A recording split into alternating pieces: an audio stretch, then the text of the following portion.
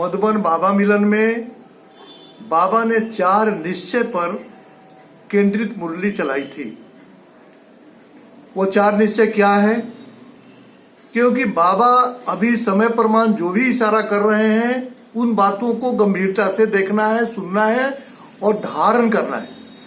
पहला स्वरूप आत्मा, जो 7 डेज कोर्स है उसमें आत्मा के प्रति निश्चय, मैं आत्मा अजर अमर अविनाशी और हर 5000 वर्ष के बाद मेरा पाठ खत्म होता है और फिर बिगिनिंग होता है।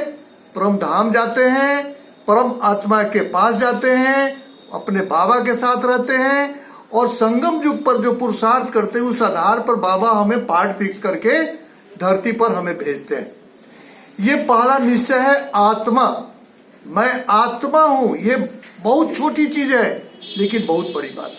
दूसरा निश्चय परमात्मा, सुप्रीम सोल, जो परमात्मा प्रत्येक 5000 वर्ष पर अवतरित होते हैं भारत की भूमि पर और अवतरित होकर के वे जो जिन आत्माओं का सिलेक्शन करते हैं उन आत्माओं में शक्ति भरते हैं।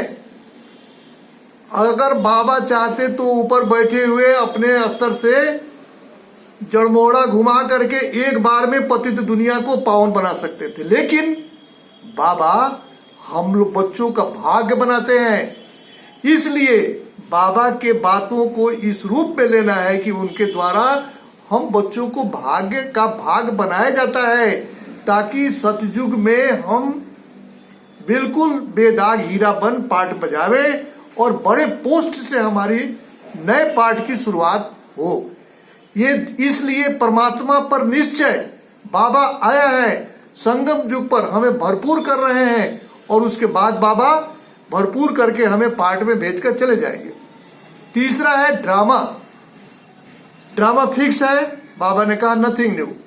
ड्रामा में मैं भी बंधा हुआ हूं, ये बाबा ने स्पष्ट कहा है कि ड्रामा के पार्ट में मैं भी बना हुआ हूं, कोई अलग नहीं है, मैं समय पर आ जाता हूं। और इसलिए ड्रामा के हर दृश्य को साक्षी दृष्टा होकर देखना है, कुछ भी नहीं घबराना है, क्योंकि हर 5000 वर्ष पर जो हुआ था वही ड्रामा में हो रहा है।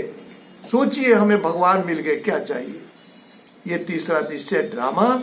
और चौथा निश्चय ब्राह्मण परिवार, क्योंकि बाबा बराबर कहते तुम बच्चों क्या हो ये दुनिया नहीं जानती है, तुम गुप्त हो, बाप भी गुप्त है, तुम भी गुप्त हो।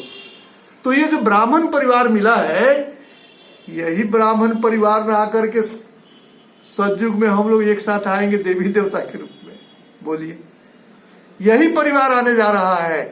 तो ब्राह्मण परिवार के प्रति भी निश्चय, कोई कमी बेसी किसी में हो आप उसको संभालिए, सहयोग करिए। जो गिर रहा है उसको गिराइए मत, जो गिर रहा है उसको फिर से इशारा करिए, फिर उसको संबल बनिए, सहारा बन के उसको ऊपर उठाइए। इसलिए निश्चय करना है ब्राह्मण परिवार पर कि आज संगम पर हमारा ब्राह्मण परिवार है और सतयुग में यही परिवार आकर के राज करेगा, देवी देवता का पाठ बजाएगा। यही चौथा निश्चय है, ब्राह्मण परिवार के प्रति निश्चय। ओम शांति। ओम शांति।